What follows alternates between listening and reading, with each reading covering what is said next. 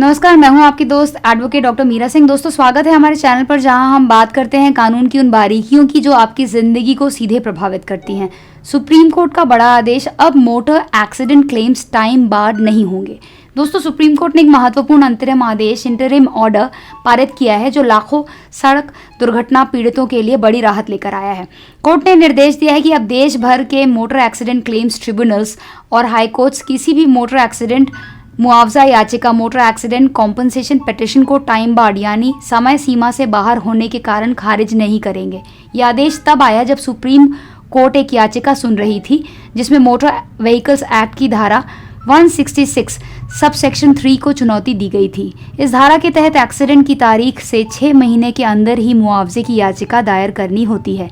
ये प्रावधान 2019 के अमेंडमेंट से जोड़ा गया था।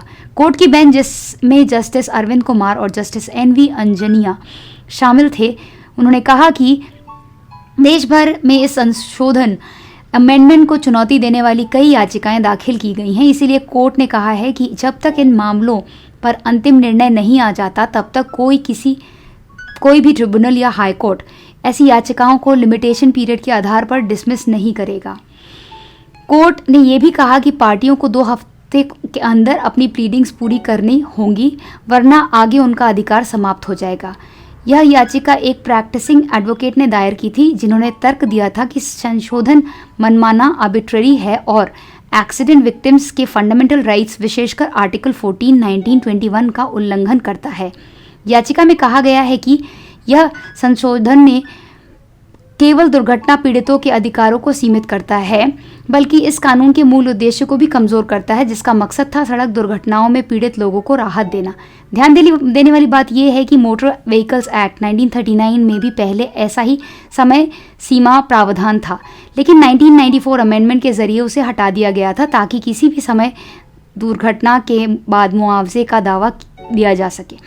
अब 2019 अमेंडमेंट एक्ट 32 ऑफ 2019 के जरिए फिर से वही पुरानी सीमा वापस ला दी गई है कि कोई भी दावा, क्लेम एप्लीकेशन 6 महीने के भीतर ही दायर किया जा सकता है। धारा 166 के सब सेक्शन 3 का प्रावधान साफ कहता है कि no application for compensation shall be entertain unless it is made within 6 months of the occurrence of the accident. याचिकाकर्ता ने यह भी तर्क दिया कि इस संशोधन को लाते समय ना तो कोई लॉ कमीशन रिपोर्ट, ना कोई पार्लियामेंट्री डिबेट और ना ही किसी स्टेक होल्डर कंसल्टेशन का सहारा लिया गया। उनका कहना था कि ऐसा संशोधन पूरी तरह से अनरीजन, आर्बिट्ररी और इरेशनल है, जो सड़क दुर्घटना पीड़ितों के फंडामेंटल राइट्स का उल्लंघन करता है। इस मामले पर सुप्रीम कोर्ट ने नोटिस अप्रैल 2014 में जारी किया था और अब सुनवाई के लिए इसे 25 नवंबर 2025 को फिर से सूचीबद्ध किया गया है। कोर्ट का यह आदेश अब देश भर के हजारों एक्सीडेंट विक्टिम्स के लिए राहत का किरण बन गई है और इसका साइटेशन है 2025 SC 1081।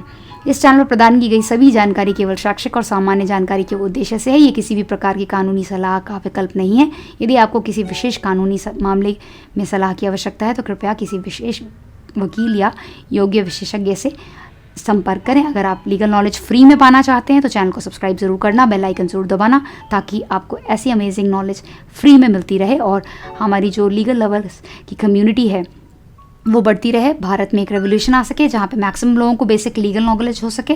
प्लीज़ वीडियो को लाइक करें। जितने भी लोग वीडियो को शेयर करते हैं, लाइक भी करते हैं, उन लोगों को थैंक यू सो मच। आप आगे भी ये चीज़ करते रहें। आपके सारा सपोर्ट मेरे वीडियो को ऊपर आने में हेल्प करेगा, हमारे चैनल को सस्टेन करने में हेल्प करेगा। मिलते हैं अगले वीडियो में एक और लीगल जानकारी के साथ। Till then all the best, keep smiling.